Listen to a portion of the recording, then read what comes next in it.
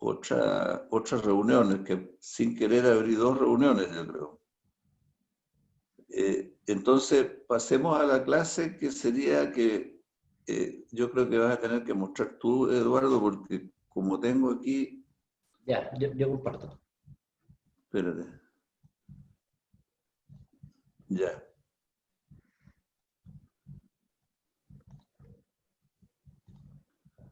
Entonces, yo quería ver, ¿cuántos alumnos tenemos, Eduardo? Ahora hay conectados. A ver, no puedo ver cómo estoy compartiendo. ¿Ya? Ah, bueno, no importa. Después le digo. ¿Sí? Sí. Despiece y conexiones tenemos, me mandó lo de despiece y estructuras. ¿Cuál quiere revisar? Empezar por el despiece que hemos hablado para ir viendo rápidamente esta. Ahí, sí. Bueno, el tema de la prefabricación pasa por dividir la estructura final que estamos proyectando en partes. Entonces, yo siempre muestro estas fotografías de construcciones antiguas romanas en que eran construidas por partes las columnas. Ustedes se fijan, la viga arriba, habitualmente la cubierta era de madera. Ahora, lo interesante es que estas construcciones, que habitualmente eran los templos, que en la medida que los romanos iban conquistando otros lugares, tenían una administración bastante rígida de lo que debían hacer en cada lugar. Tal como ocurrió con la colonización española, por ejemplo, que también tenían todo un protocolo de lo que hacían en los lugares que llegaban, cómo disponían los espacios, etc. Lo mismo los romanos tenían una administración muy desarrollada, y los templos era una de sus construcciones importantes que construían, y las partes muchas veces las llevaban desde Roma, o sea, desde Roma las cargaban en galeras en el Mediterráneo y se trasladaban a otros lugares. Esas piezas que ustedes ven de las columnas, el capitel de arriba, las piezas de la viga, eran construidas o fabricadas en Roma. En las afueras de Roma había grandes lugares donde trabajaban artesanos que hacían esas piezas, y después se llevaban por mar. De hecho, en algunos naufragios que ocurrieron, se han encontrado en el fondo del Mediterráneo piezas de este tipo hundidas con las embarcaciones. Vamos a la otra, Eduardo. Ahora, siempre el problema es el mismo. ¿Qué tamaño, qué se puede mover, qué se puede montar? Entonces, la división de las estructuras depende de las posibilidades que tenemos de los traslados y del montaje.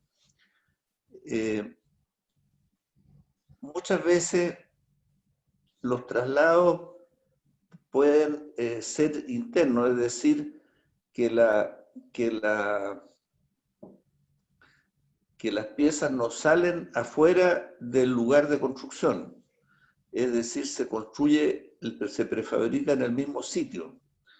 Esto no es el caso que estamos hablando, porque estamos hablando de piezas que se trasladaban muchos kilómetros, y por lo tanto tenían que tener otras restricciones, pero en las construcciones modernas, muchas veces en obras muy masivas, como son los puertos, por ejemplo, en que en general se dispone de espacios junto a las construcciones de los muelles o de las bodegas que hay que hacer, es posible que se prefabrique en el mismo sitio, no en el lugar, por supuesto, propio de la construcción, pero en lugares cercanos.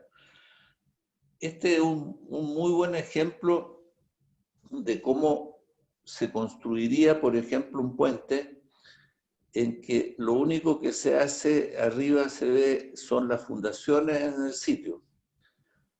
En algunos casos también se pueden hacer las fundaciones prefabricadas, pero no es lo común por el peso que tienen, a menos que sean fundaciones pequeñas, digamos. Ustedes ven ahí que la secuencia, que es la construcción de las fundaciones en sitio, la colocación de las columnas o pilares, las vigas entre los pilares que apoyan los elementos de losa. Entonces, ustedes ven que todo se puede hacer en una secuencia de montaje rápido. Y lo importante es que tenemos que siempre considerar de que las piezas podamos transportarlas, entonces el tamaño, las dimensiones y el peso son cuestiones muy importantes. Pasemos a la otra, ¿verdad? Entonces, lo mismo pasa con las construcciones industriales, en que tenemos pilares, vigas, costaneras, vigas de puntal, que son las que van longitudinalmente, ¿no es cierto? Es decir, la estructura la desarmamos y la armamos posteriormente. O sea, hay un proceso en el proyecto de que tenemos que imaginar la estructura terminada y de ahí la dividimos en piezas y la construimos esas piezas por separado y conectamos las piezas, las ponemos, las unimos en el montaje y las conectamos. Entonces, el proceso de diseño es siempre un proceso de, podríamos llamar, como dice la palabra, de construcción, o sea, construir hacia atrás, o sea, del proyecto, como una película, la pasamos en sentido contrario, es decir, hacia la fabricación, y después nuevamente lo hacemos en el sentido del tiempo, ¿no es cierto?, desde la prefabricación hasta la obra terminada. Entonces, en este proceso de proyecto terminado, de construcción a piezas separadas hasta la prefabricación y después volver desde la prefabricación al montaje de la construcción, es un proceso que debemos controlar en cuanto a las facilidades de construcción. Es decir, ir escogiendo los sistemas que nos permiten construir y que tienen la condición de poder ser conectados después en forma segura. Como yo les he hablado, después Eduardo, que ha estudiado más eso, les va a hablar del sistema BIM, que es el nuevo sistema de representación que va a reemplazar o está reemplazando al sistema de planos, como este que estamos viendo aquí, que es un sistema 3D y que permite armar y desarmar como una secuencia, como una película, como estábamos hablando, de que se puede ver hacia adelante y hacia atrás, y que permite visualizar el proceso, lo cual es muy importante porque nosotros hasta aquí hemos trabajado en base a la imaginación, desde los ingenieros romanos, esos que hablábamos, o arquitectos romanos que diseñaban un templo, lo dibujaban, después separaban las piezas de acuerdo a la manera de que se iban a poder transportar y se iban a poder conectar, ¿no? Porque podemos después volver atrás, ustedes pueden volver. Son sumamente inteligentes los sistemas que usaban en esa época, porque uno podría preguntarse, por ejemplo, cada sección de una columna de esas puede llegar a pesar en un templo grande, puede llegar a pesar varias toneladas, 3, 4, 5, 4 toneladas. Entonces, ¿cómo movían eso? cómo la ponían, las piezas superiores, etcétera. Entonces, había una serie de procedimientos para la época que eran distintos. Nosotros, por ejemplo, hoy día disponemos de grúas que podemos tomar la columna completa. Ellos no podían hacer eso, entonces la columna tenían que dividirla en dovelas, que ahí ustedes ven a la izquierda, entre medio de las columnas, dos secciones de columna que tienen una conexión al medio, metida en una madera, un tarugo.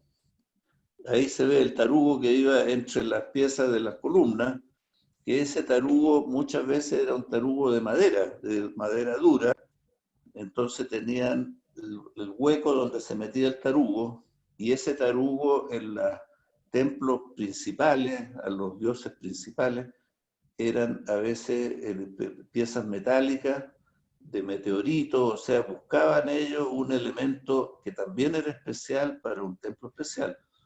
Es decir, había una ingeniería desarrollada para los medios técnicos de la época.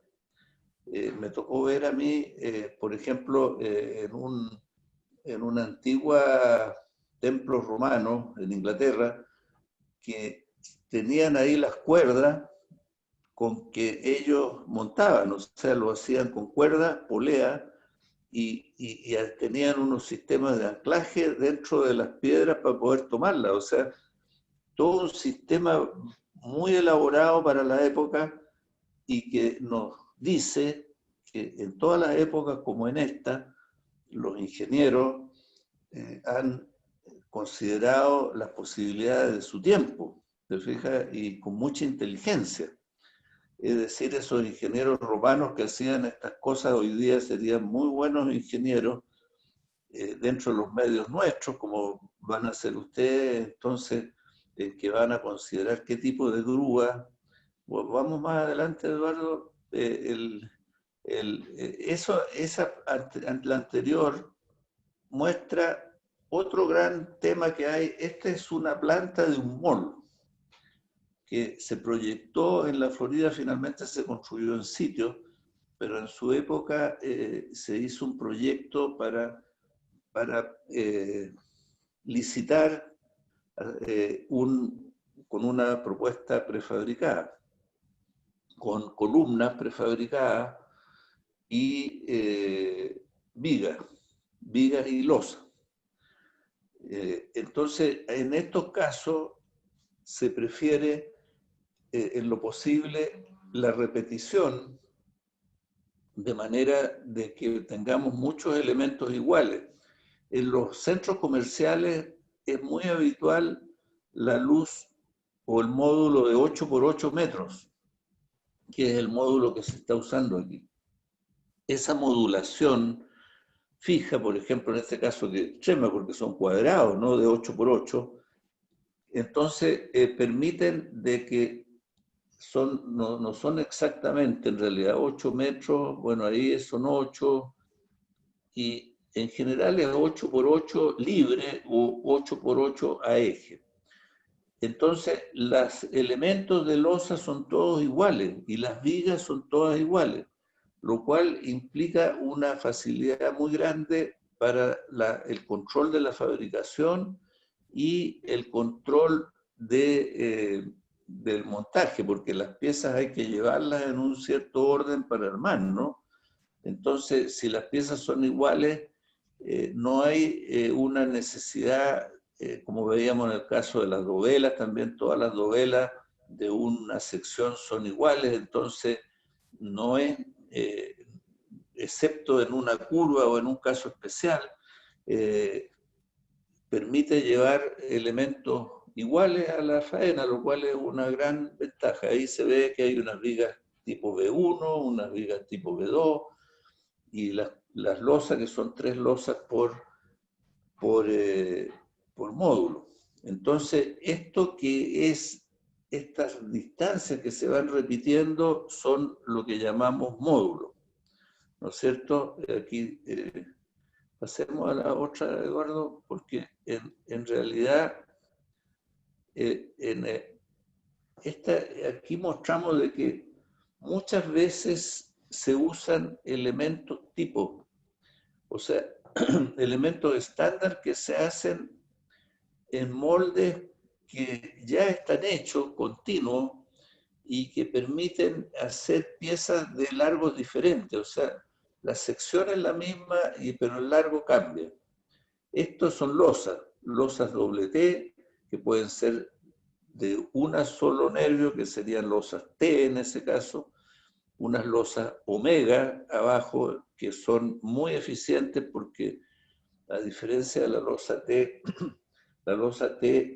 tiene la losa arriba y los nervios solamente, entonces la inercia de la sección no es grande porque tenemos el centro de gravedad muy arriba y tenemos muy poca sección abajo, a diferencia de la omega que tiene abajo, abajo también tiene sección de manera de que el centro de gravedad está más al centro y la sección de arriba y de abajo aportan al momento de inercia de la sección. Entonces, las formas son muy importantes porque las secciones, la eficiencia de la sección puede ser muy distinta dependiendo de la forma. Por ejemplo, la losa T de arriba es la más ineficiente en cuanto a sección porque tiene muy poca sección abajo. Es eficiente en cuanto a que yo puedo bajar la armadura en el nervio, pero es ineficiente en cuanto a la inercia, que la inercia tiene que ver con la deformación y la rigidez. Entonces es una losa que para lograr rigidez y deformación necesita más altura que las otras losas que tienen una sección mejor distribuida. La de abajo es la losa industrial que más se usa, que es la losa hueca, pretensada, que se hace de forma continua con un molde que en este caso sin molde, todas las losas de arriba requieren moldes, son más simples de fabricación. En cambio, la losa de abajo se fabrica con una máquina que la vamos a ver después, que avanza y va dejando la losa hecha atrás. O sea, una máquina de colocación continua de hormigón y que avanza. Y va dejando atrás la losa con sus huecos. Tiene que usarse un hormigón muy seco. Las máquinas son muy precisas, de manera de que la máquina tiene un molde de aproximadamente 1 metro, 1,20 metros. Y a medida que avanza del orden de 20 o 30 centímetros por minuto, 20, yo creo que avanzan de ese orden, 10 a 20 centímetros por minuto. Entonces, a los 10 minutos va dejando atrás la losa sin molde.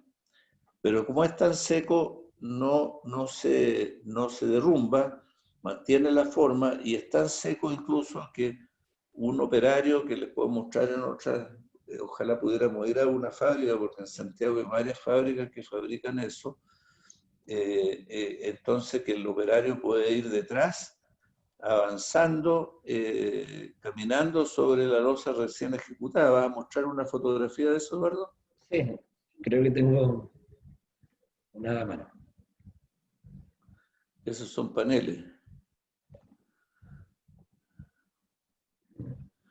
Porque esta es la losa terminada cuando están Sí, almacenadas en el patio. exacto. Eh,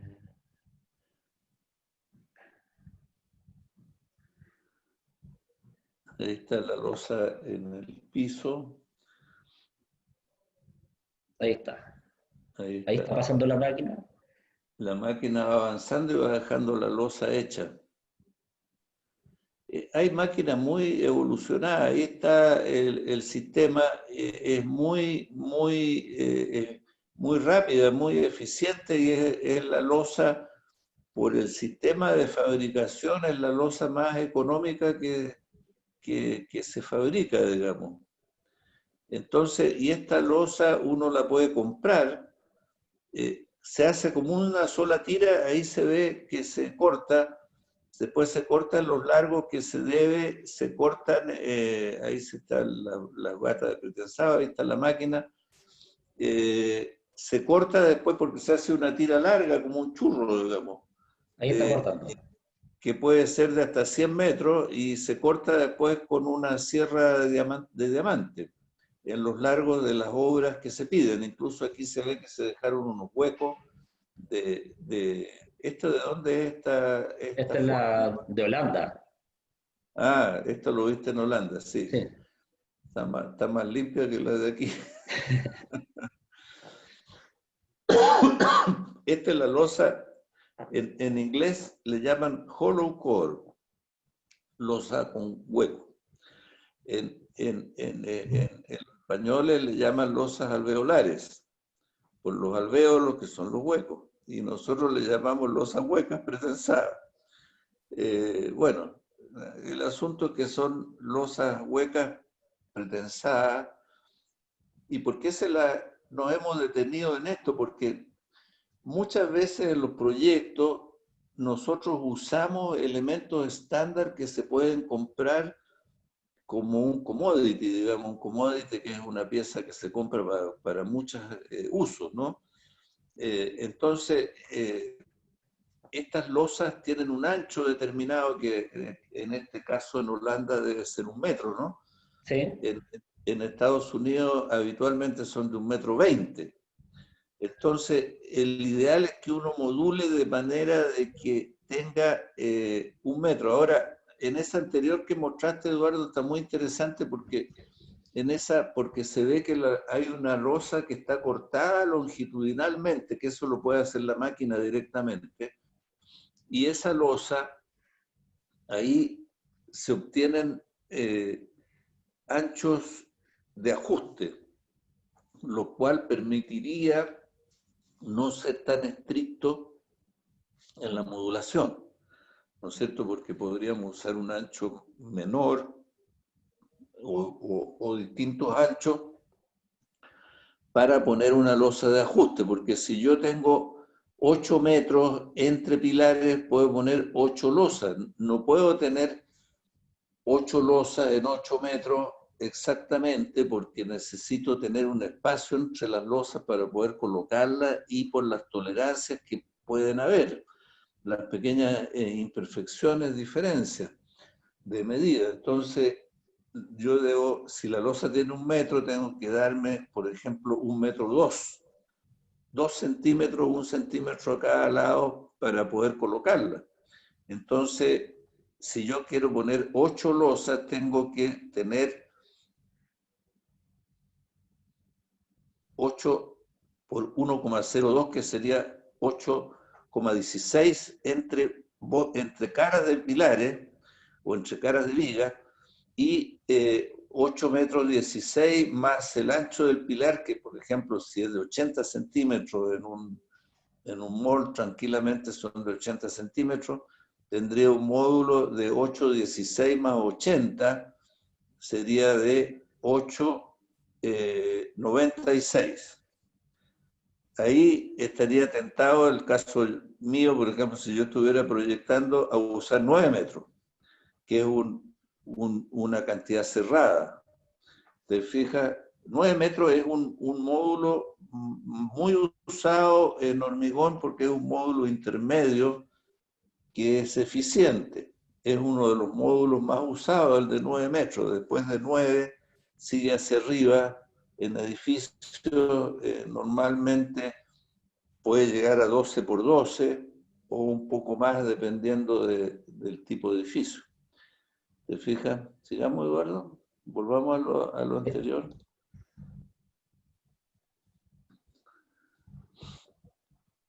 Entonces, esas son las losas. Las vigas tienen que tener una forma de acuerdo al tipo de losa. En este caso, de este molde que estábamos proyectando, se usaba la losa doble T.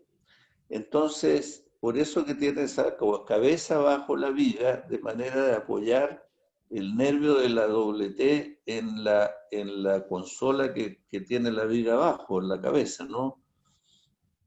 Ahí se apoyan las doble T, que idealmente deberíamos usar un pequeño placa de ajuste o placa de neopreno para no tener un apoyo duro, digamos, ¿eh? Esos detalles, bueno, siguen después, pero como digo, estamos en esta etapa del despiece. Sigamos, Eduardo, bueno, ese después lo vamos a ver con más detalle. Todo lo que se presenta en las conexiones, que son muy complejas porque se juntan muchas barras y entonces hay que dibujar con mucho detalle para que las barras puedan empalmarse sin chocar.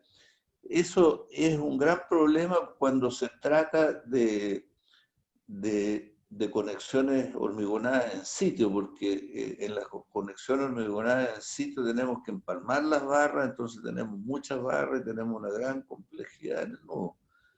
Eso puede mejorarse con el uso de conectores. Hay conectores especiales que los vamos a ver después, de manera de simplificar este sistema de conexión tan directa. Esa es la armadura de la WT, que son pretensadas, por supuesto, y ahí se ve dos cables abajo y algunos conectores arriba. Bueno, esta WT es lo que se usaba antes de la hollow core, digamos, ahí se ve el neopreno de los apoyos, por ejemplo, en la colocación, que tiene 45,5 centímetros de alto y la losita arriba 5,5, y sobre eso se pone una sobrecapa o sobrelosa que después forma parte de la losa. La sobrelosa es una losa que después forma una sección compuesta con la sección de abajo. La sección de abajo, la sección prefabricada, le llamamos sección simple estructuralmente, que se transforma en una sección compuesta con los 6 centímetros que aparecen ahí de sobrelosa, con una malla electrosoldada. Después vamos a ver esos detalles porque ahí hay algunos problemas que hay que prever y que hemos ido aprendiendo con el tiempo. Pero lo importante es que la sobrelosa que se coloca sobre la losa prefabricada después forma una sección única y una sección mayor con una inercia mayor, y esa es la sección definitiva que le llamamos sección compuesta. Hay una sección simple que es la que llevamos a la obra y después se transforma en una sección compuesta. Sigamos, Eduardo, yo creo que saltémonos porque esos son los detalles, los ganchos, ya todos los detalles que tienen. Vamos a una hoja que te había puesto ahí yo ahí, Ya. porque mira, esto lo saqué de un libro que compré hace tiempo, que veamos ahí el PCI, más ahorita, Eduardo, ahí donde dice PCI. El PCI es una institución americana como el ACI, como el American Concrete Institute, que ustedes conocen, que es una institución que agrupa muchos ingenieros, se desarrollan códigos que se han transformado en los códigos o normas internacionales, que en Chile hemos adoptado muchas normas internacionales. Y el PCI es el PRIS-3 Concrete Institute, le llaman PRIS-3 and PRICAST.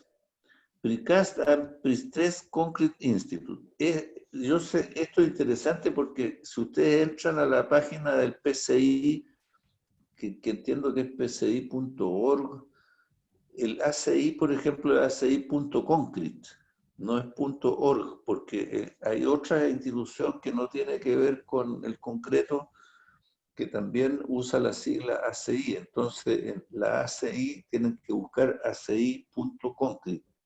Y en el PCI yo entiendo que es pci.org, pero ahí hay mucha información sobre pretensado y sobre prefabricado. Este es un texto de arquitectura, ahí se ve lo que yo les quería mostrar. Esta es una fotografía de un proyecto de los años 80, con paneles prefabricados de fachada. Ahora, Lo interesante, estos proyectos son con paneles prefabricados, fachada, y en general la losa es una losa hollow core como la que veíamos antes. Y el módulo está muy establecido porque si ustedes se fijan, todos los paneles son iguales. Entonces, los paneles al ser iguales te obligan a una construcción muy igual, digamos, un módulo muy repetido. Entonces, el largo del edificio va a ser una cantidad justa de módulos de panel y el ancho lo mismo. Ahora, en estos edificios, como son edificios que ocupan muchos paneles, no es que uno vaya a dimensionar el edificio de acuerdo al panel, es al revés. El edificio se dimensiona y después el panel se hace de manera de que se divide, si hay 20 paneles, se divide por 20, ¿no? Aquí se ven los paneles que son paneles de varios niveles, porque en Estados Unidos la tendencia ha sido siempre en el prefabricado de usar elementos mucho más grandes de manera de reducir las operaciones de montaje. Siempre los elementos más grandes van a ser más eficientes desde ese punto de vista porque tenemos menos conexiones y menos operaciones de montaje, pero tenemos elementos mucho más pesados y necesitamos equipos muy pesados y equipos de transporte también más pesados, que eso en Estados Unidos en general ha sido, es lo que usan ellos, grúas muy grandes, entonces no van a este tipo de soluciones. Si uno se va a Europa, por ejemplo, a Holanda, como mostraba Eduardo, Francia, en general el prefabricado no es de pequeños tamaños. Se usa más la prelosa, por ejemplo, que es una solución liviana y que requiere equipo mucho más liviano. Es decir, hay una tendencia distinta de diseño que depende de la mecanización, que en Europa es menor, las calles son más chicas, entonces no se puede transportar elementos tan grandes por la calle, digamos. En cambio, en Estados Unidos tienen calles amplias, en general en las ciudades, ¿no es cierto? Es diferente porque es un país muy grande, Estados Unidos, en general con áreas muy planas, que no es lo que ocurre en otras partes. A nosotros, por ejemplo, no es lo que nos ocurre, no tenemos áreas planas tan extensas como allá, digamos, ¿eh? Entonces tendemos también a soluciones de menor peso, a menos que sea, como les decía, prefabricado, hecho en el mismo lugar como en un puerto, en que sí podemos construir piezas muy grandes. Pasemos a la otra, Eduardo, de lo mismo, de que termina, porque aquí estoy mostrando, esto lo saqué de un libro, pero es lo mismo que se hace en todas partes. Es como se despieza un edificio con paneles. Aquí los paneles son de la altura de un nivel, losa tipo hollow core y viga. Eso es la manera, el despiece, digamos que es el romano moderno. ¿No es cierto? Es lo mismo que hacían los romanos con piezas de 1 metro de piedra, aquí la hacemos con elementos largos de 10, 9 a 12 metros y vigas también de 9 a 12 metros y paneles de 2 metros 40 de ancho. En Estados Unidos se usa mucho la medida 1,20, que es 4 pies, y 2,40, que es 8 pies, digamos. Por eso es muy usual que las losas o los paneles estos tengan 2,40 metros, que es el ancho de los camiones. El ancho de los camiones es 2,40 metros a 2,50 metros. En los países que usan el centímetro es 2,50, en los países que usan la pulgada y los pies es 2,40. Incluso, como yo creo que les he dicho, en el reglamento del tránsito nuestro, la medida del ancho máximo de los camiones entiendo que es 2,50 metros. pero en lo posible, entonces, nosotros deberíamos usar elementos no más anchos de 2,50 metros si queremos transportarlo fácilmente por las calles, ¿no? Y anchos mayores requieren permisos especiales y circular en horas especiales. Pero este es un clásico despiece, ¿no? Que esto tiene que llevarse a plano. Ahora, en el sistema nuevo del BIM, ¿cómo se llama? Hace una maqueta tridimensional, que es como lo veíamos ahí y que también de ahí se pueden sacar los planos. Esto es interesante porque aquí se ve cómo en la fabricación todo se transforma en una cosa tipificada, así como mostraba Guillermo Vargas en las novelas que estaban el acero interior estaba construido antes, prefabricado. Aquí también está prefabricada la armadura, te fijas que entonces todo se permite hacer una repetición, una industrialización, que es el método actual, porque en realidad la industrialización es algo que viene del, del siglo XVIII, ¿no? Porque la industrialización fija, que es como, ustedes ya son muy jóvenes, no habían visto las películas de Chaplin, pero Chaplin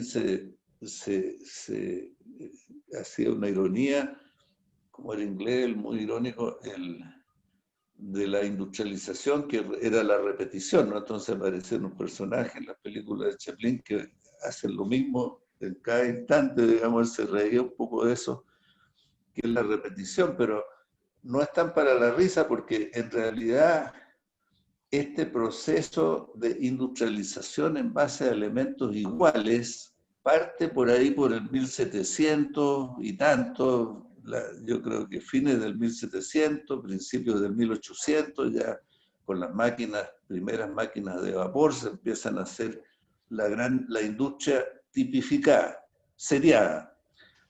Y uno puede reírse mucho de eso, pero resulta que en el sistema que están ustedes de educación, por ejemplo, es una educación industrializada, seriada.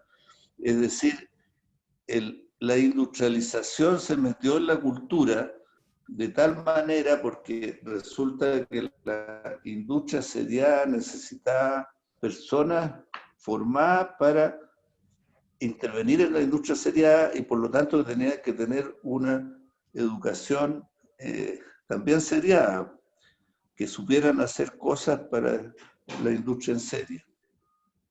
Y eso está hasta hoy día, porque ustedes tienen un currículum que es seriado, un ingeniero de la Universidad de Chile, similar a uno de la Universidad Católica, a uno de la Universidad de California, del Politécnico de Milán. Estamos en una educación seriada. ¿Por qué? Que estamos en el mundo de la computación. Hoy día la industria seriada está terminando, digamos. Estamos en el inicio de un nuevo sistema que no es seriado porque todo el avance de la computación y de la inteligencia artificial y por lo que se está desarrollando ya no requiere tanta uniformidad para la eficiencia porque muchas industrias ya usan robots. De hecho, en Baumax usan algunos elementos robotizados que permiten gran variabilidad. Entonces, la industria seriada está dando paso a la industria que es lo que llaman a veces 4.0, ¿no es cierto? Que es una industria que ya no va a requerir esa serialización por la tecnología nueva. Y yo les pregunto, ¿por qué vamos a seguir con una educación seriada cuando toda la cultura es distinta? ¿Por qué todos tenemos que salir con un título de ingeniero estructural y estudiar lo mismo y no ser diferentes y después ser habilitados para ciertas cosas? Bueno, es un tema para pensarlo, pero en el fondo la prefabricación seriada proviene de la cultura de la fabricación seriada. que se metió en todo el sistema, ¿no es cierto? Y ustedes están dentro de una industria de educación seriada. Estamos prefabricados. Somos ingenieros prefabricados. Bueno, pero ese es para otro tema. Oye, yo creo que podemos ver, veamos del otro un inicio nomás, del otro que es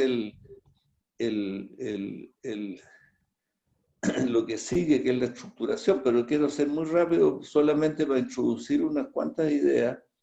Yo creo que estos apuntes se los podríamos entregar, ¿no es cierto? Ya, yo subo para que lo vayan leyendo por su Para parte. que ustedes lo vean. Estos dibujos que me ayudó un arquitecto amigo, Alexis Cortés, a hacer estos esquemas que definen más o menos los tipos de estructura que se pueden desarrollar o se desarrollan en general con el prefabricado, que son pilares aislados, marcos, después el uso de muros, en que si usamos muros, la rigidez de los muros para las fuerzas sísmicas horizontales, los muros van a tomar prácticamente todo el sismo.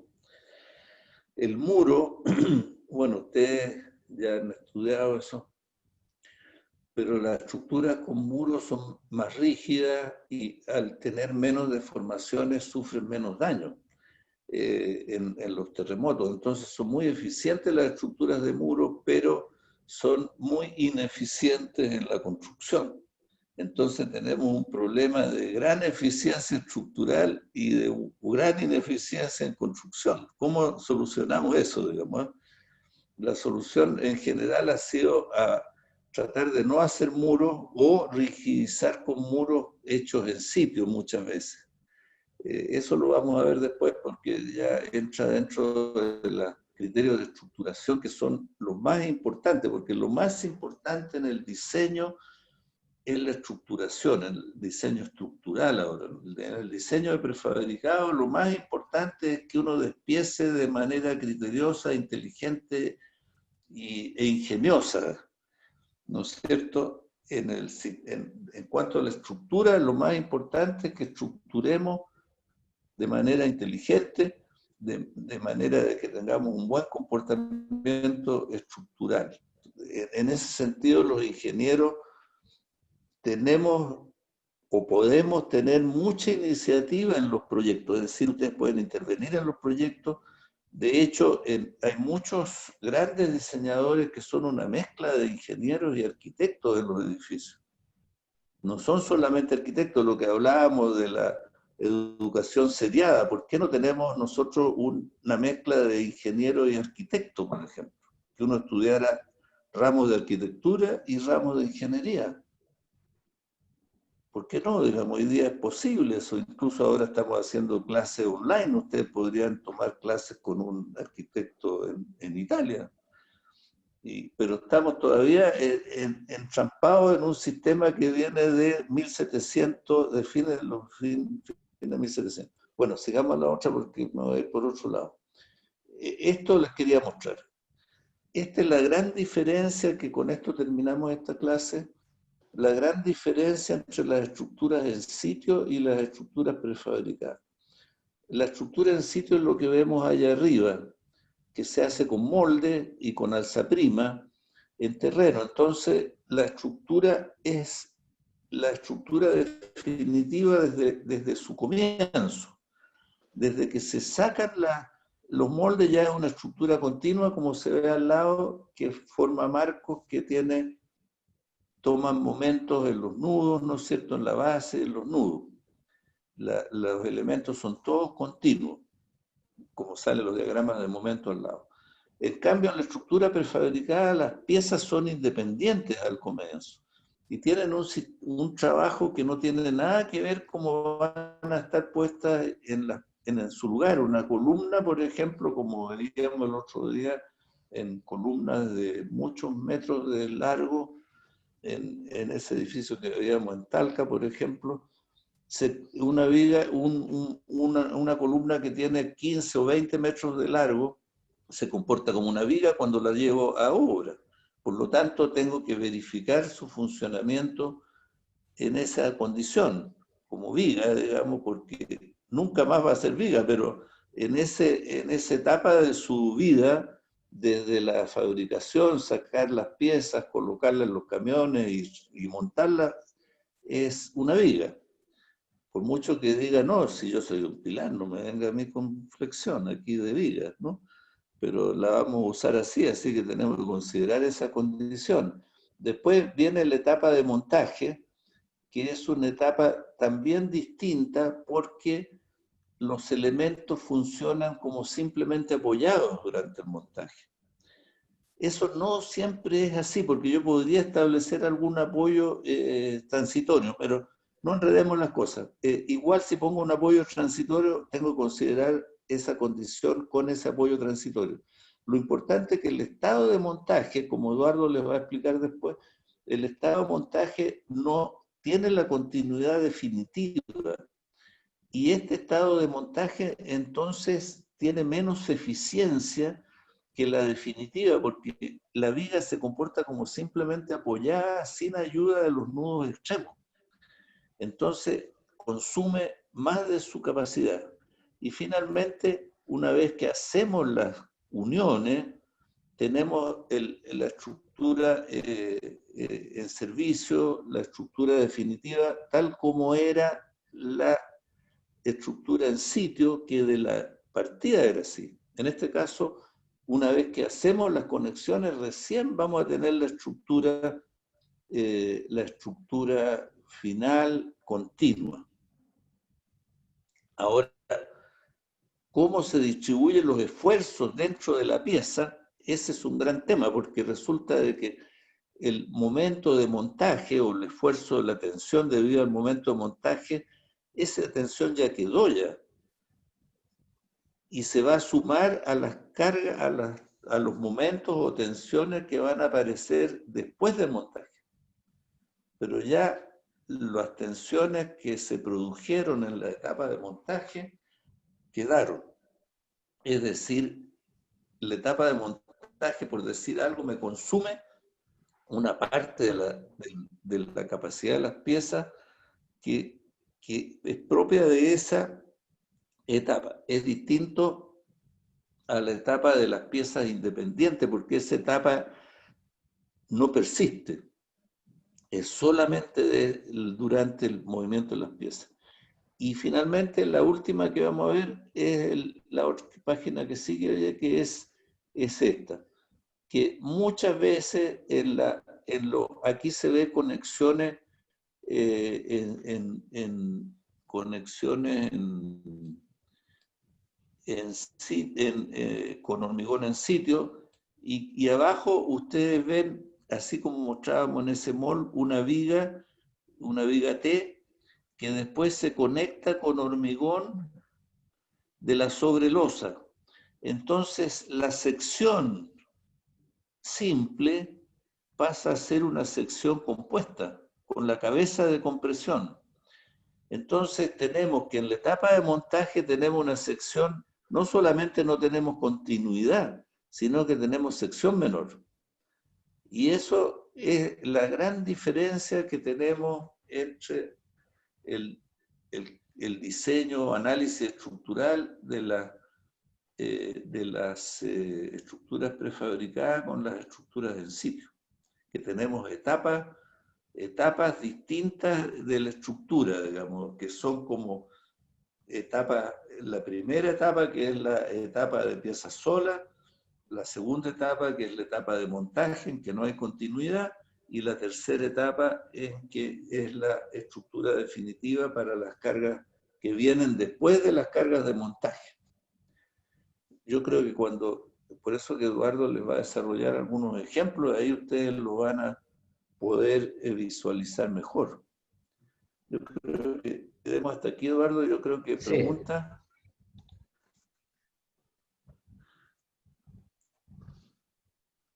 Hoy día hay un poco de alumnos.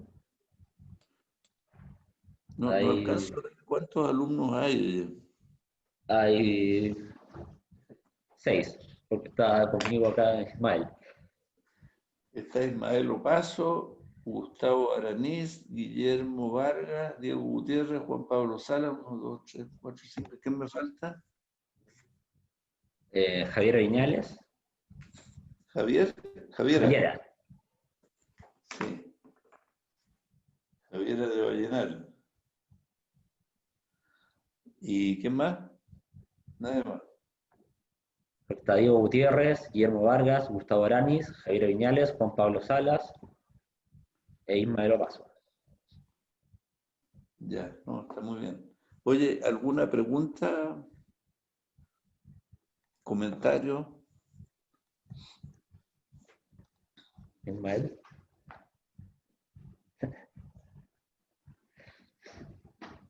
Yo Yo tenía creo una que duda sí, por acerca favor. de las tareas, porque dijeron que, no sé, si iban a como orientarnos a cómo avanzar, porque igual estoy como entrampado con algunas cosas que igual se me fueron de hormigón estructural. Yo tomé ese ramo cuando fue el estallido y siento como que no aprendí tanto o tan bien respecto a lo que debía haber aprendido. Entonces, no sé si es como muy Barça repasar esos temas o no sé. Mira, yo creo que no es malo en realidad, Diego, por lo siguiente, porque la tendencia actual es a estudiar el hormigón armado como una, eh, una condición con muchas desigualdades, digamos, entonces que conduce al uso de fórmulas que a veces nos alejan del concepto básico de lo que es el hormigón armado, que entonces no es malo hacer un pequeño repaso, pero no ahí ustedes nos van a disculpar porque no vamos a repasarles en cuanto a los métodos que ustedes le han enseñado con cuidado en la escuela, sino que más bien hacia el concepto, digamos, porque básicamente el hormigón es un material que tiene la característica que es discontinuo, es distinto al acero, ¿no? Porque un perfil de acero se deforma, si yo tengo una viga de acero y la cargo al centro, se deforma y tiene una compresión arriba y una tracción abajo y se va aumentando esa carga, va aumentando la tracción y va aumentando la compresión, pero el hormigón tiene una característica distinta porque es una asociación entre hormigón y barras de acero.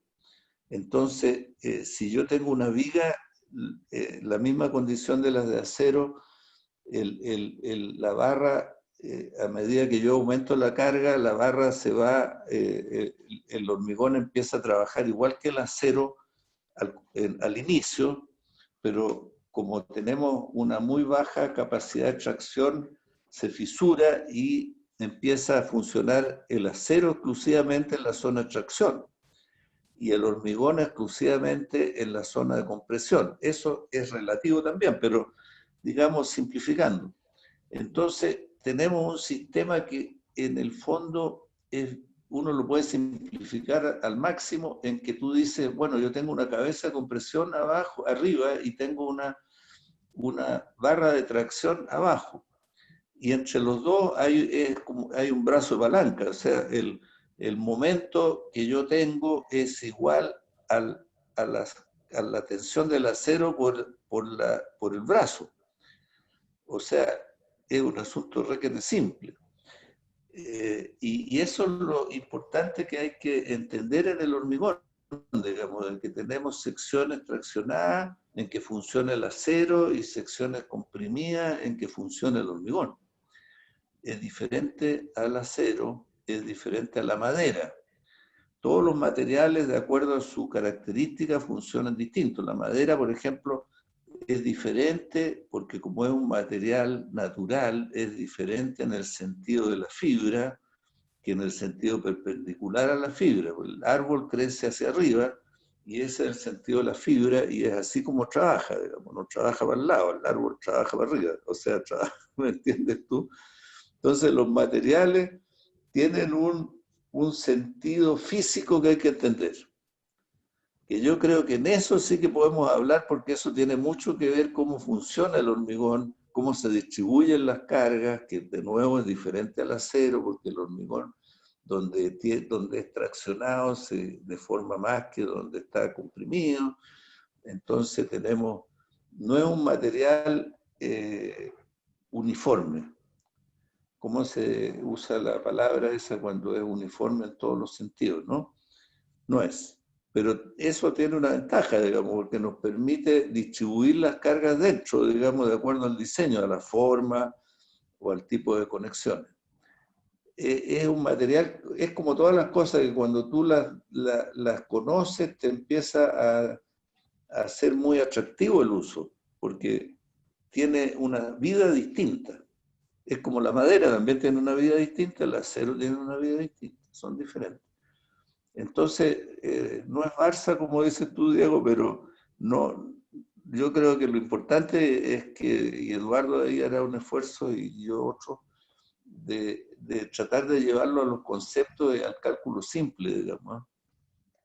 Lo que pasa es que, de hecho, yo estoy pensando que la clase del jueves, porque yo no estoy esperando que me entreguen eso resuelto, si me da la impresión de que la mayoría va a tener más o menos este mismo problema. Entonces, por eso les quería pasar antes esto, para que se dieran cuenta de que están encontrándose con problemas para calcular secciones de enfierradura. Entonces, la idea mía es que en clase del jueves empecemos a repasar esto, ¿ya? Entonces, por eso, avancen lo que más puedan, traten de ponerlo en alguna presentación para mostrarlo, y el jueves lo revisamos en conjunto, ¿ya? ¿O usted quería seguir con...?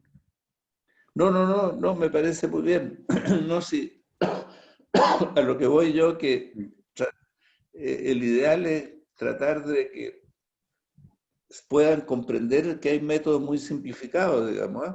No, sí, de hecho voy a revisar cómo lo calculamos con nosotros, por servicio. Les voy a Claro, repasar. Esa es la idea. porque eso también ayuda a entender el concepto detrás, porque si no, vamos mucho a una cuestión muy de cálculo de computación, digamos, como que es una cuestión de aplicación de fórmulas y computador, y perdemos la física, que es lo que yo siempre discuto, que especialmente en los diseños es muy importante no perder la física. O sea, no quedarse en el número, porque ahí ya simplemente estamos muy cerca de la robotización, digamos, y evitamos o eliminamos la parte más importante del criterio humano, el criterio de ingeniero, ¿no?